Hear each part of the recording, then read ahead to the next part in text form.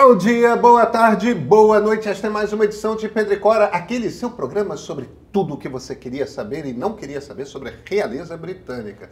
Pedro e Cora, como sempre, na sua plataforma favorita de podcast, ou então no YouTube do Meio, claro. Eu sou Pedro Doria, aqui ao meu lado, finalmente de volta, está minha querida amiga Cora Roney.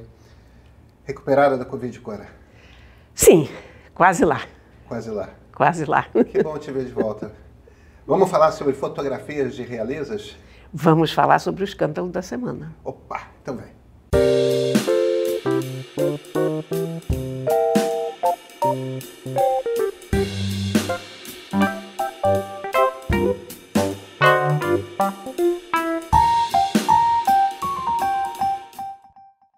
Cora Roney, me fala sobre Princess Kate.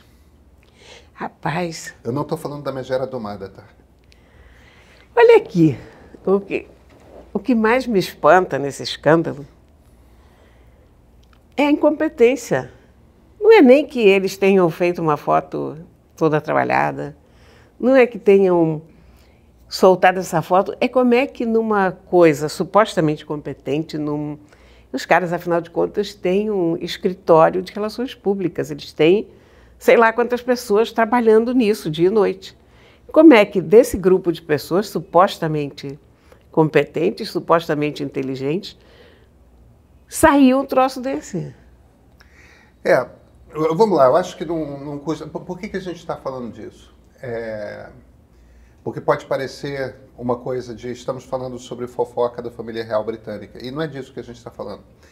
A gente está falando de um tema que nos é caro e nos é recorrente, que é o quanto que você pode confiar na informação que vem pelo meio digital, o quanto que a informação digital pode ser manipulada.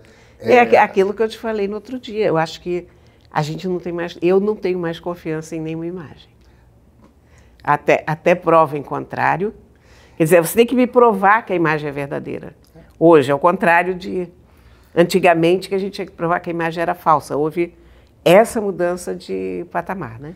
A família real britânica em particular, pode parecer uma coisa, matéria de revista de fofoca, matéria disso, mas a questão é, aquilo é uma instituição que faz parte do Estado britânico.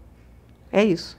É um troço que gera uma quantidade de turismo imensa para o Reino Unido. As pessoas vão para ver o Palácio de Buckingham, as pessoas vão para ver se vem o rei passeando de carruagem, tem a coisa da troca de guarda, quer dizer, muito da ideia que as pessoas têm a respeito do Reino Unido está diretamente relacionada à ideia de que há uma família real, que você assiste a coroação do rei, tem a celebração The Queen is Dead, God Live the King, né? Troca da guarda, já é bacana. Não, pois é. Então, a gente está falando de uma instituição do Estado britânico que gera uma fortuna para o Reino Unido. É sustentada pelo contribuinte britânico também. E que é sustentada pelo contribuinte britânico. Então, algumas informações a respeito da família real... A fofoca faz parte do negócio, né? E a imprensa britânica, que é uma imprensa em fofoca particularmente selvagem... São absurdos de ruins, né? Completos. Mas, independentemente disso, o fato é que, principalmente aqueles que estão na linha de sucessão, e a princesa Kate é casada com o sucessor com o herdeiro do trono, com o príncipe de Gales, direto de interesse público, porque ela vai ser a mulher do próximo rei. Ela fez uma cirurgia abdominal, ninguém dá detalhes, a gente presume que é uma cirurgia plástica, mas pode não ser. Existe sempre o receio de que seja um câncer.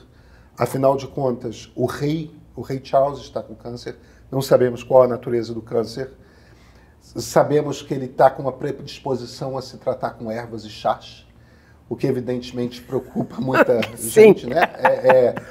Mas o fato é, a princesa está sumida, aí a primeira maneira como ela aparece, depois de 2 meses, de 3 meses sumida, é numa fotografia de Dia das Mães, foi Dia das Mães lá, e tá ela com os príncipezinhos, o que aparece no Instagram a princesa com seus 3 filhos, e que a foto foi tirada pelo príncipe William, querendo dar a entender que é o casal tirando uma foto com seu celular e tudo mais. Essa foto não é tirada com o celular, com certeza.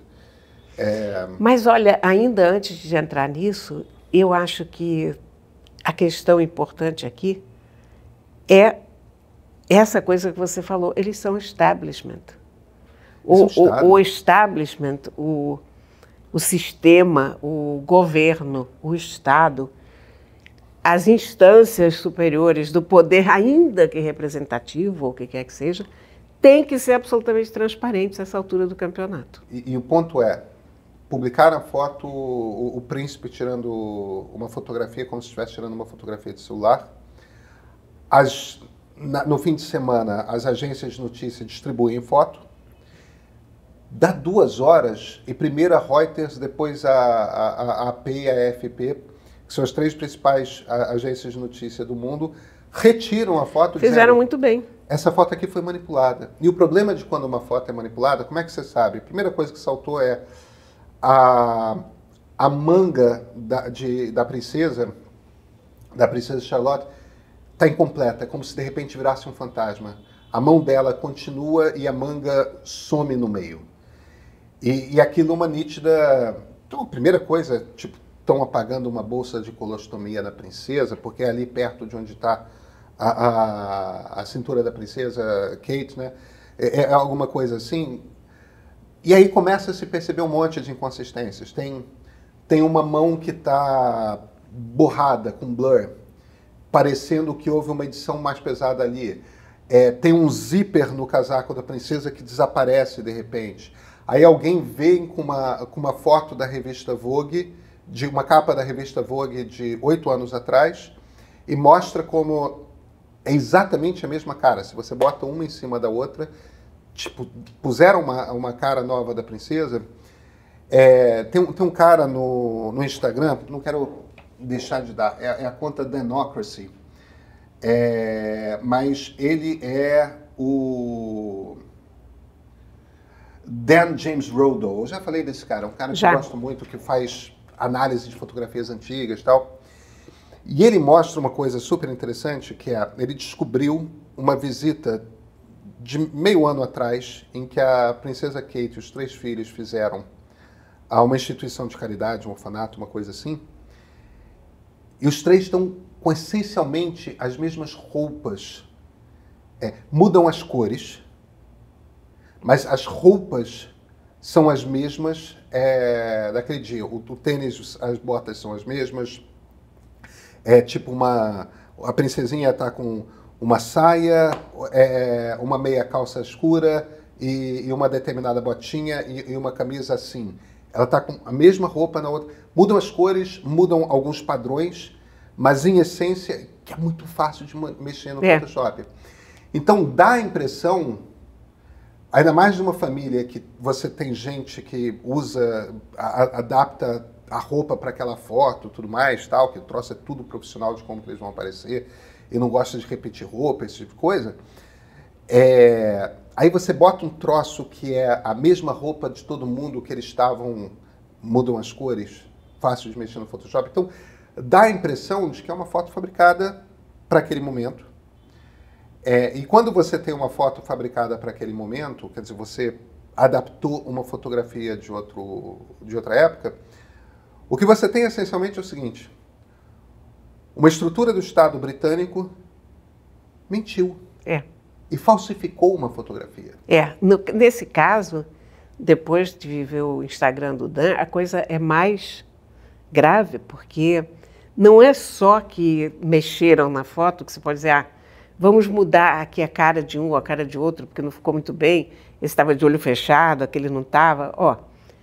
Não, essa foto foi toda construída artificialmente, de ponta a ponta. Então, tem uma coisa grave aí, porque isso também alimenta teorias da conspiração, e a essa altura eu acho qualquer teoria da conspiração mais sincera do que a posição da família real. Eu, aliás, acho que eles agiram pessimamente não divulgando qual é a operação que ela fez, porque, respeita a privacidade. Olha, a privacidade é uma coisa muito relativa. E com essa coisa da família real, que vive disso, de se expor, o que a Rainha Elizabeth falou. A família real, você acredita na realeza porque você vê. Se você não vê, você não acredita. Há um jogo existencial. Eles são absurdamente ricos, eles vivem do seu prestígio. O prestígio hoje é a imagem. Então, quando você está nesse lugar, você não pode mais dizer que você fez uma cirurgia abdominal. O próprio rei disse, olha, estou com câncer e cá entre nós. Qual é o problema de você reconhecer que você está com algum problema humano? Você é um ser humano.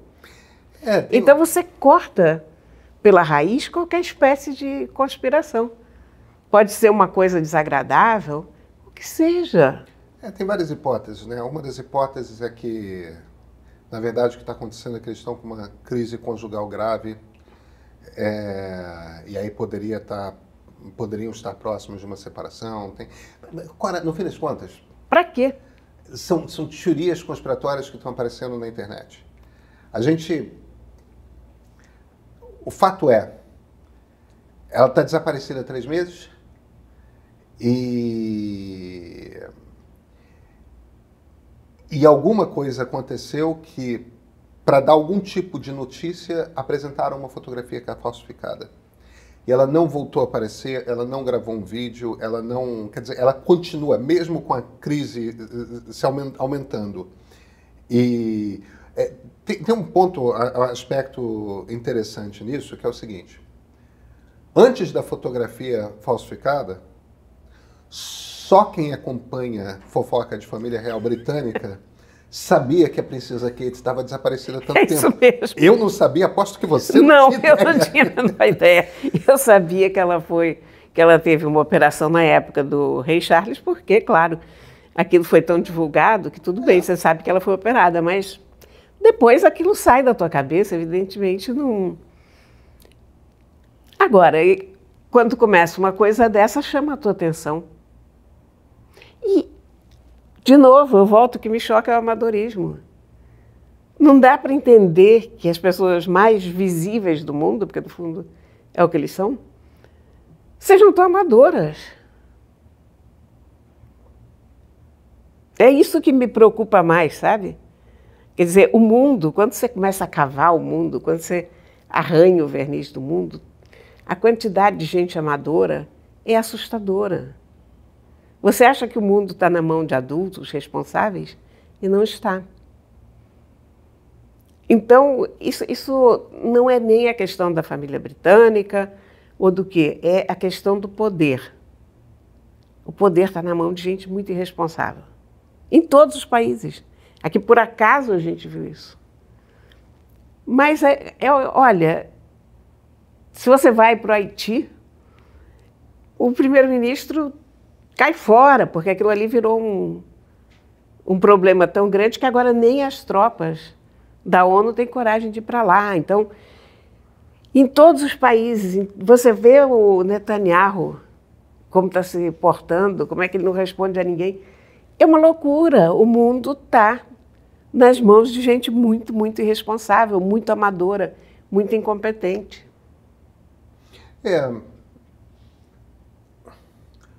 Eu acho que tem algumas lições que ficam dessa história dessa falsificação de foto. A primeira lição é a seguinte: está todo mundo muito de olho. Então, uma foto que tenha valor jornalístico, essa foto tem valor jornalístico porque é a primeira notícia que se tem da princesa desde que ela fez uma cirurgia 3 meses atrás. Se uma foto tem valor jornalístico, todo mundo está olhando para ela com lente. Essa foto foi distribuída 2 horas depois, estava tudo quanto é agência de notícias dizendo: opa, detectamos sinais claros de que ela foi manipulada, estamos retirando ela, nós não consideramos mais que ela retrata realidade. Ponto para as agências de notícia, porque... Ponto para as agências. A família real britânica é incompetente, mas as agências de notícia têm que ser responsáveis. Não podem falhar. A segunda lição que me parece que tem a vida é o seguinte. Você soltou uma imagem falsa, ela foi descoberta, você vai chamar 10 vezes mais atenção para um problema que existe do que Com certeza. Você alimenta, quando você não é transparente, quando você não é claro, quando você não explica com clareza, porque quando ela se vira e fala, ou quando a rede social com o nome dela... Exatamente, não é ela. Se vira e fala, sou como todas uma mãe querendo manipular digitalmente as fotos dos meus filhos, só piora. Tipo, opa, eles estão encobrindo a mentira com outra mentira, porque está patente que... Quer dizer, a questão agora é a seguinte, é que você não refaz a confiança. Assim, não é que eu acreditasse nas fotos que saem do escritório da família real, pelo contrário, na verdade, você nunca acredita nessas imagens, não porque elas sejam manipuladas, mas porque elas são artificiais, porque não há nada de sincero ou espontâneo nessas imagens, são todas sempre muito produzidas, muito trabalhadas, mas até esse trabalho, até essa produção, significa alguma coisa. Tem o seu recado, a forma como as pessoas estão vestidas, a forma como estão posicionadas, ou que estão ou não estão lá, enfim. Tudo isso tem um simbolismo grande. Eu não acredito nessas imagens como espontâneas. Eu não acredito mais, ponto, pura e simplesmente. Quer dizer, havia uma desconfiança, não é nem desconfiança, é um know-how de quem trabalha com imprensa, com imagem e tal, de saber que, olha, tudo isso é falso, nada disso corresponde à realidade, essas são imagens imaginárias, fictícias, mas está tudo bem, isso é como um retrato a óleo. Isso. Você não está esperando nenhuma espontaneidade nas fotografias. Mas esse tipo de mentira desmonta completamente a credibilidade da firma, né? Uma foto que seja posada e que depois tenha a cor retocada, uma pele alisada, ainda é... É isso que se espera. Um flagrante de aquele momento em que aquelas pessoas estavam ali, aconteceu. Essa foto a gente não pode partir do princípio de que isso aconteceu. E a partir disso, você não acredita em mais nada. É claro, é claro. Porque a essa altura você não... Olha, é um grau de quebra na confiança assustador. Cora, a gente não fez os 2 últimos programas. Os 2 últimos? Os 2 últimos. Os 2 Eu últimos. achei que era só um, você vê como é que... Eu estava sumida. Você estava sumida, mas eu sei que não é uma quebra de privacidade porque você explicou nas suas redes, né? Eu tive Covid. Você teve Covid. E foi pior do que nas outras? Foi a terceira vez que eu tive Covid. A pior foi a primeira, porque não pela coisa física, por uma coisa psicológica, porque era 2020, porque não existia vacina, porque as pessoas estavam morrendo, porque todo dia o jornal dizia morreram tantas pessoas, de ontem para hoje, então você tinha um pavor. Quer dizer, era uma coisa... Eu me lembro da primeira Covid, sobretudo, com o medo de dormir, não conseguir dormir de noite, com medo da tal tempestade de citocinas ou da oxigenação baixar, virava à noite, isolada, sozinha, enfim. Foi tenebroso do ponto de vista psicológico. A segunda Covid foi uma gripe, quer dizer, não teria maiores consequências se não tivesse me dado uma diverticulite, eu por acaso parei no hospital por conta disso. Mas não foi, assim, em termos de tosse, não foi nada absurdo, mas essa foi um atropelamento de caminhão. Foi realmente muito, muito ruim. E, principalmente, me deu muita confusão, não é nem confusão, uma incapacidade de concentração. Para você ter uma ideia, não conseguia ler, não conseguia ver vídeo. Cabeça nublada, né? Olha, não conseguia nem jogar Pokémon. É muito desesperador, sabe? Você, de repente, você não consegue se concentrar nas menores coisas e estava com o corpo todo doendo. Passei muito mal, muito mal. Mas, felizmente, estou Todas as vacinas, terceira dose, e ainda assim a doença pode pegar, né? Olha, foram 5 ou 6 doses, eu nem me lembro mais quantas. Todas as doses que havia para tomar, eu tomei. Agora, eu tenho certeza que se eu não tivesse tomado a vacina, eu teria morrido. Que horror, cara. Eu estou falando sério, porque eu sou muito grupo de risco. Eu tenho idade, eu estou muito acima do peso. Enfim, eu sou aquela pessoa que é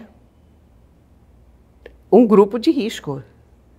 Aliás, eu inclusive tomei um antiviral, que é um antiviral para um grupo pequeno de pessoas, para exatamente idosos, para pessoas com comorbidades, e que tem que ser começado a tomar dentro dos primeiros 5 dias da Covid. É um remédio chamado Paxlovid, que está no SUS, é distribuído pelo SUS. E ainda bem, porque é um remédio que, se você for comprar na farmácia, custa quase 5 mil reais. Nossa. Então eu não tomaria este remédio, porque a gente não vai dar 5 mil reais num remédio que a gente não tem muita certeza do que faz ou como é, enfim. Mas eu acabei tomando esse remédio. Você tem que ter uma indicação do médico, tem que preencher um formulário, está dentro de... Exatamente disso. Não podem ter sintomas graves. Se a pessoa estiver internada, não adianta. Isso é uma coisa para evitar que a doença fique pior. Mas mesmo assim eu fiquei mal desse jeito, você imagina. Como é que você está? Estou melhor. Eu não estou 100% ainda. Eu me sinto fraca. Eu ainda tenho um tiquinho de tosse. E a minha cabeça ainda não está 100%, sabe? Assim, em termos de concentração.